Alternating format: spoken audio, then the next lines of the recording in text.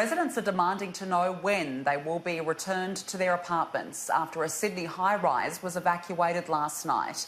They were told to leave when a building engineer raised concerns about the structural integrity of the block.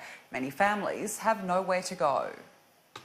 A Friday night that will be hard to forget. I already sleep and then they just, come on, we have to evacuate. Yeah, so all of my roommate like, come on, evacuate. And then building manager come up and then you have just 2 minutes from now.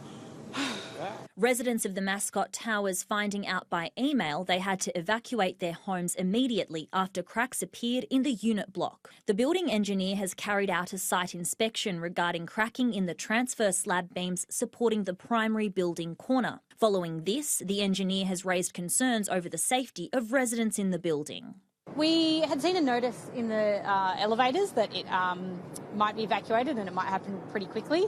But then we didn't really know last night what the go was. Long-time resident Matthew Harris has lived here since the complex was built. I was hoping they'd let me back in this morning, but the security guards here are stopping that. I don't know if I'll be allowed back in days, weeks, months or even a year.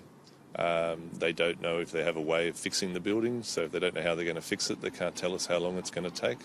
So I've effectively become homeless. John Higgins, the man who sold Mascot Towers and manages several of the units, is trying to determine what's going on before he calls his tenants.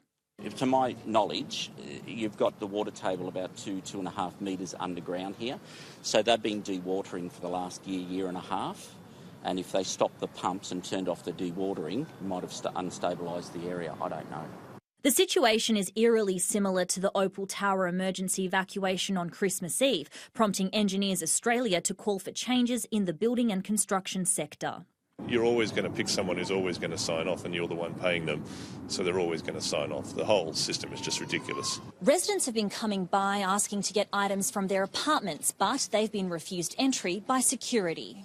Engineers are trying to determine when and if the building will be deemed safe. In the meantime, displaced residents are trying to find somewhere to stay. Stella Todorovic, Sky News, Sydney.